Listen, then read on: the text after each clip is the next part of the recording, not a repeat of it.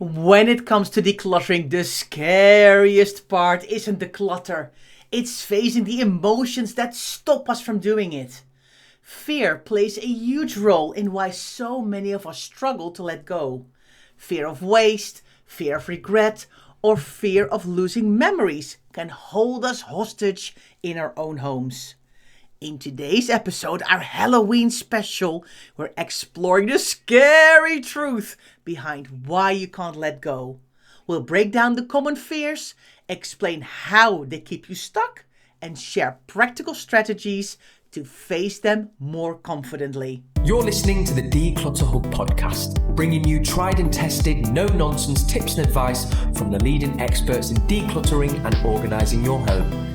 Now here are your hosts, Ingrid Jansen and Lesley Spellman. Hello and welcome listeners, I'm Ingrid. And I'm Lesley. Now, if you're here for the very first time today or you've been listening in for ages, we want to say a huge thank you. And we have a little favour to ask.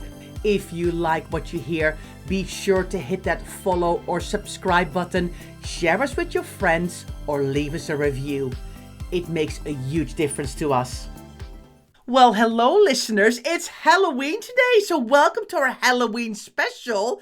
And Lesley asked me to do scary in the introduction. I think you did very well. Can we just get that again? Go on, just do it again. Ooh, scary spaces, scary stuff. Nice. I like a little bit of acting from you, Ingrid. Well done. And welcome everybody on this lovely Halloween day. Now, we're not actually going to talk about Halloween stuff itself. We're going to talk about scary emotions that hold you back from decluttering your home. And it is fear that holds us back in so many different ways. So I'm going to talk about fear of wasting stuff, fear of wasting money, fear of regret, fear of losing memories, all of that good stuff. So I'm going to talk about how fear is a completely normal part of decluttering, but also how to try and move beyond it so we can start to make that progress in our homes. Yeah, I think it's really important that people understand that it is a normal reaction, right? And it's not something to be ashamed about or embarrassed about or anything like that. It is scary to, look around one day and go, wow, how did it all get so far and what do I do now? And not go into a complete overwhelm, but kind of sit with that and go, it's okay to be afraid. It's okay to be scared. And where, how does that happen and how can I work on that? Because, let's face it, it's not the stuff that's the difficult part of it. It's the emotions that sit behind the stuff. And you've heard us talk about that many, many times in the decluttering. So if it was just about as simple as chucking stuff in a bin bag, then we'd all be doing it. But it's actually those voices in our mind that stop us from making those things. And fear sits behind that quite often. But I think, one of the things that we talk about quite a lot is that the foundational building blocks that you need to start decluttering are understanding those emotions. Self-awareness is everything when it comes to clutter, because once we can recognize those emotions that keep on coming, bubbling up from under the surface, then we can start to make the necessary actions then and progress towards changing that. And also it's super important to be kind to yourself. As we said, these things are completely normal. These emotions, it happens everywhere. So be kind to yourself and don't just berate yourself for not being good enough, which is what happens an awful lot, isn't it, Ingrid? If we could just get people to be self-aware and kind to themselves, then honestly, we've broken through those initial foundational barriers. Yeah, absolutely. So let's start, Lesley, with one of the fears that we see so much. And that is the fear that we've wasted things. We've wasted money. We've wasted resources. We've wasted time. So much. But the thing is, when you buy something and you don't want it later, there's no point in berating what you did in the past because you can't change it. The money is gone. But the thing is, what are you going to do next? And how can you prevent or have less money wasting in the future. Yeah, we do really worry about wastefulness, and a lot, it Yeah, depends as well on where you are in. I think everybody is very conscious about waste, whether that's financial waste, whether that's environmental waste as well. We worry about that as well. yeah, And so there are definitely. things that happen in life that stop us in our tracks all the time. And so we are nervous about that wastefulness, but you're absolutely right. The money is gone. We're not going to bring that back. So why would we then perpetuate that and then bring guilt into the mix as well? Because we fear wastefulness. So then we feel guilty about wastefulness because it's staring us in the face all the time. So then we keep it and we perpetuate that. And that's not useful. That's not positive. What we need to do is go, okay, I know that I wasted that. I know that that's a habit that I've had in the past. That's a habit that I need to slowly but surely stop making. I need to stop worrying about that kind of thing. I need to stop berating myself over the things that I've done in the past. Be better going forward, be more mindful, be more self-aware going forward, be kind enough to myself to know that that's a normal response to something. And that then allows you to then move forward. I think the other thing is, keeping it in your home means it's going to continue to be wasted. But if you were then to pass it on via Olio to the charity shop, then all of a sudden that item is not being wasted anymore because it's gone to its next home. It's gone to the next person who is going to enjoy it, use it, and therefore it's not wasteful. It just kind of went around a little bit of a cycle, right? I think, Leslie, especially the waste for the environment has grown, especially in the last years that we've been working on the Declutter Hub. I think in the beginning, when I don't know if you see it the same thing, but in the beginning when we were professional organizers starting, 14, 15 years ago now, it was all about, the money that was so expensive and all of that. But I think definitely in the last 5, 6, 7 years, the environment, I think people really are taking that on board. There's a lot more TV programs about, even if you bring it to the recycling center, it stays there. There's, stays on this planet. And I think really that have had a crippling effect on people, that they're so, that fear has really held them, well, almost hostage of letting items move on. Like I need to find the perfect place. I need to do the right thing. There must be a charity somewhere that I can bring it to or give it to or somebody else. Or I think it's massive. Massive. It is, and I think it's good. Don't get me wrong. So I think it's good to think about those things and to look at the feasibility of your clutter then finding its next home via the exact channels that you would like it to do, but then also about being realistic about whether that's actually going to be able to happen or whether that's going to hold you back with where you want to go. Sometimes when we're decluttering, we have to put ourselves first, and it's not something that we naturally do. We need to go, do you know what? I know this might not be the right thing. I know that this might be environmentally not as good as it could be. It might not be going to the right charity shop, and it might end up somewhere that I don't want it to be. But ultimately, I have to look after myself. I am as important in this process as other things and other people, and I need to kind of sit with that and understand it and recognize it. Yeah. And I think what I think can really then make that big change is to think about, okay, I'm now working very hard on my current situation. I'm going to try as best as I can, but I'm also at some point you see that tipping point where people start to look at, okay, I'm now trying to do all the right things, but it's the stuff that's currently in my home. But now let's work on the stuff that's coming in, and that whole awareness around that. And I think then you can really see the change. But this will not all happen overnight. But we just want to reassure you that having a fear of waste is common. Is common. Absolutely. So yeah, fear of waste is a biggie. I think as well, Ingrid, fear of regret is a big one as well. It's kind of, but what if, I might need to keep it just in case. What if I need it later? We feel that we will regret a decision that we make. And a lot of that comes from a place where we've not felt ever before fully in control of our decluttering process.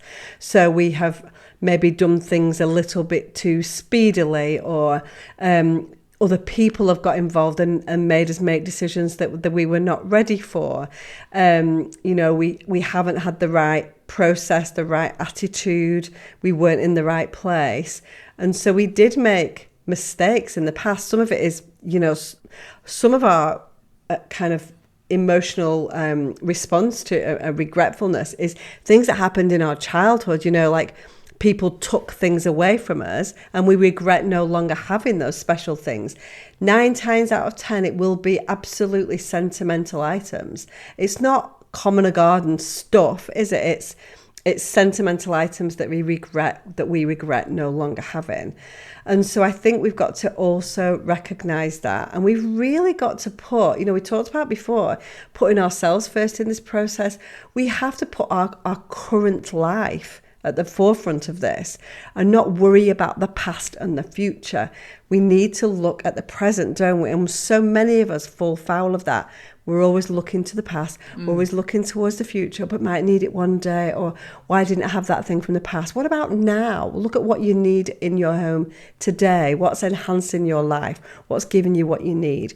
And that will slowly but surely start to see that regret dissipate somehow. And so live for the here and now. So important. Yeah, I think it's interesting, Lesley, because what we see a lot is, especially with that I'm going to keep it just in case, are these kind of memes from social media, right? Oh, I've thrown something away, and what would you say? A week later, I needed this item. But let's put some realism on that. How often does that really, really happen? Maybe once or twice in a decade? But we remember it and we hold on to all of that. Oh, but you see, I threw this away. But it's life. It's life. And we make the best decision at that moment for us. And you can't always then go back to a mistake you made 8 years ago. You're just, again, berating yourself instead of going, you know what? At that time, it didn't seem useful for me.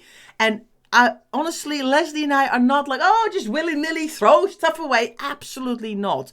But also just being honest with yourself and being realistic about it and go, hold on a minute.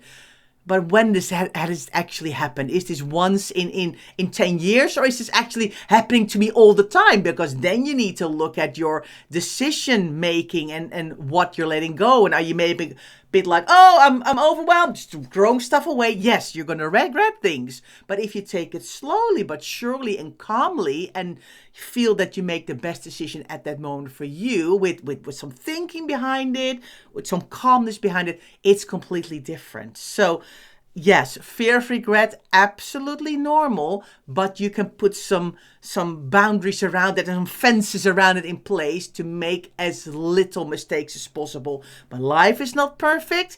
You will end up throwing away a few things that you later think, yeah, that's a bit of a shame. I could have used that, but hey ho. And I think, Ingrid, it's not just about stuff. This is about bigger. What we're talking about here is bigger than stuff itself. We're talking about what do you gain from decluttering? You gain time, you gain clarity, you gain space, you gain better relationships. And so by getting rid of or making a decision to let go of stuff that no longer serves you, you gain so much more in life. Maybe not in your home, not more stuff. So we need to shift that focus away from actual physical items into positive changes that are made as a result of making the right decisions. So important. So put that fear to one side and think about you. Think about how this is going to enhance your life. Put yourself first for a change. And it will really stand you in good stead, won't it, Ingrid? Absolutely. So let's go for a break and we're going to talk some more after. Hi everyone, welcome back to your scary truth about why you can't let go. This is our Halloween special and we're talking about fear, and we've talked about fear of waste. We've talked about the fear of regret. So Lesley, what else do we want to dive into? Yeah, I think a really big one, particularly if we have lost somebody, is a fear of losing memories about something. So it's not just if we have lost somebody, but I think that's a big one as well. We hold on to kind of sentimental items because we are we want to retain that connection that we had with either the memory or the person. And so we fear that by letting go of the item, we will let go of that memory or that connection. And so I think it's really, really important. You know, we talk about all the time, you know, that it's all about quality over quantity. Of course, we need some stuff to remember things by, events by, and people by. We do, because we can't remember everything. But I think it's important to know that we don't need all of the things for that memory. You know, we don't need every single piece of artwork that our child ever painted. We don't need every single tie of our husband that passed away. You know, one or two very special things retains you know, that memory really, and you don't lose that connection. You're never going to lose that connection. Because something's kind of in your heart, isn't it, Ingrid, as well? And you get that kind of feeling inside when something comes. But sometimes we do need a visual reminder of that. But again, that visual reminder doesn't necessarily need to come from a physical item. If we are sentimental souls, we can also do other things. We can capture things in audio format. We can capture things in photographic format. And those sometimes give us enough, because we do go through our photographs. We do have things like Facebook memories where it pops things up a year or 8 or 12 years later and go, oh, I remember that. And so there are other ways other than the physical items, right? I know, especially like the Facebook memories, Lesley, you know, when they come up like, oh, look at them, how cute they were. Or, wow, I still have that top. I still have that item of clothing. That has happened to me a lot as well. I am very, very like, I think I had that top 10 years ago. Maybe it's time for some new clothes. But no, you're absolutely right. You know, I love seeing the memories. You know, it's like, gosh, I can't believe it was that long ago, or that was such a great day, or I really, really enjoyed. I think photographs can be so powerful.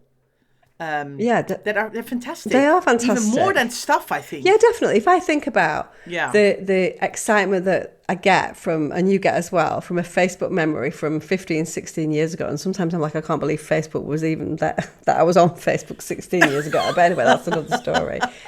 But how often does that happen? Because it's kind of, it just comes into our world without us really asking for it. But how often would we then sit and go through our sentimental boxes? That's a rarity, right? We don't do it that often. You know, it's nice if we're able to bring that into the everyday, and you know, we're big advocates of that. But if it is something that's in a box in the loft or in a drawer, or we don't go through those things that often. But photographs is something that comes up all the time, particularly if we've, you know, it's not just on Facebook. You've got like Google Memories, and so that'll bring stuff up. I mean, super clever, right? How it does it with people and with stuff. I mean, it's unbelievable how it does it. And it's a really easy way to have those memories. And so, you know, you won't lose those memories by losing the stuff, but you need to think a little bit outside the box as to how you're going to do that with audio or photographic is a big one, right? Yeah, definitely. Now, of course, also what we see is a fear of losing who you were in the past. You know, things change. We all grow older, thankfully, but we are not the same people that we were 5 years, 10 years ago, 15, 20 years ago. And my daughter said something funny the other day because we were talking about something. She said, oh, Mom, tell me the family lore about this. You know, what's the history behind it? Like at the dinner table, we were chatting about something. I said, your grandmother, blah, blah, blah, blah, blah. And then you realize that some of the stories that she tells have been told many, many times, or there's things that she has never heard before. So I think the storytelling is really such a fun way to remember the past and remember who you are. But I think as a person, you change so much as well. Well, I mean, we did that podcast a few weeks ago, didn't we, with Story Terrace, where it was all about capturing memories from people for the future, and what a special thing that is. If anyone's not looked at it, go back to episode, was it 374, Ingrid? I think it was, wasn't it? Where we talked to Rutger from Story Terrace. So that's about writing a story, or a story of a loved one, really. To definitely retain those memories for future sort of generations, really so important. But yeah, I think that if have had a very special part in our life, whether that's family time, you know, back when there was lots of kids at home, or, when other people were alive, or when we did something very special from a personal perspective or a work perspective. It can be really hard with the passage of time to say goodbye to the things that represent that period in your life. I get that. I do get that. But again, it's about quality over quantity. So we don't need to keep all of the things. We can keep some things. A lot of these things that were very special moments in our life do have that photographic representation of those. Because by its nature, when we did something special, we took photographs of it, depending on what age we are and when it was and things like that. But I think, the identity shift, it is a little bit like, we did a podcast again with Maya Ruse, right, called Hidden Grief. This is exactly what this kind of thing is. It's not grieving for a loved one. It's grieving for something that you loved in your past that you really are reluctant to let go of. But the stuff doesn't need to be the thing that reflects that. So we completely recognize that that's a thing, but don't let that fear stop you in your tracks. Because by having all of those things, what that means is that you don't allow space in your life for new experiences to come. And that's what's important. We don't want to get stuck in the past. We want to allow space for new things to come in. Yeah, I think that's so true. I think, Lesley, it's so easy to kind of stay in, last year or 5 years ago, 10 years ago. But we are where we are now. And I think a lot of people miss out on appreciating what they have and where they are currently and what the future is going to hold for them, because they always cling on to that past. Well, we want you to enjoy your life fully. It whizzes by so quickly. We have to almost kind of grab it and fully enjoy it. And I think the clutter can really hold you back. So make sure you think about these fears. Think about the stuff that it represents. Let go some of this stuff. Let go some of this fear, so you can really enjoy the current you. And again, it doesn't have to be all or nothing. This is not like we're gonna now do 6 months of total decluttering and 12 skips and gutting the house. No, not at all. Small little steps can really make a big change. Yeah, and I think it's something that you gradually start to learn. And we've spoken about these things, waste and regret and fear of, sentimentality and a past life and things like that. But I think, it's important, as you say, to take baby steps and to build up that decluttering muscle, to recognize these things, to become self-aware, to be kind to yourself. But you can't do it, as you're saying, with all overnight. It takes time to build that self-awareness and to break through those barriers of fear.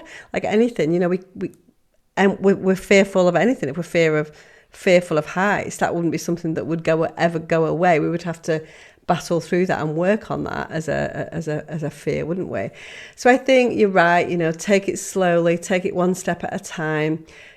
Just understand that you're not alone. That this is emotional work. This is hard emotional work, and fear will very much play a part of that. I think, just to sort of close this out, I think one of the most important things in a decluttering journey that is going to allow you to break through these fears is having a journey where you feel in control. We said this right at the beginning of the podcast. A lot of these fears come from a place where you weren't in control, where somebody else was making the decisions for you, or time dictated that you had to make a decision quickly because of a probate situation or a moving house or whatever. So a lot of this is about feeling control of every decision you make. And some of those decisions might be, do you know what? I probably know that I should let that thing go, but for now I'm not ready, so I'm going to keep it. And then to allow yourself the grace and compassion to know that you can return to that item later along the line. Because when you feel in control of a decluttering journey, you don't have regret, you don't have fear.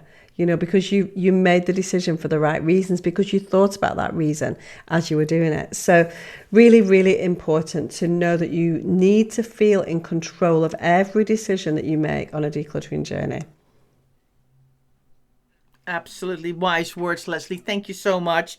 Well, listeners, Has this been a helpful podcast for you? Have you kind of gone, wow, yes, I struggle with all of these fears, or okay, actually not doing too bad on several of them, but that's one I need to work on. Have a little ponder, have a little think, see if you can break through those fears a little bit, slowly but surely, when you're calm and collected and not in a frenzy. So yes, try and take some action this week and identify what it is where you can do some extra work, and let us know. Tell us in the comments, send us an email. We would love to know if these podcasts are helping you to move forward to your decluttering journey. But for now, thanks for listening, and we'll see you next week. Thanks so much for listening to the Declutter Hub podcast. Don't forget to subscribe to us in your podcast player so you don't miss an episode, and we'll see you next week.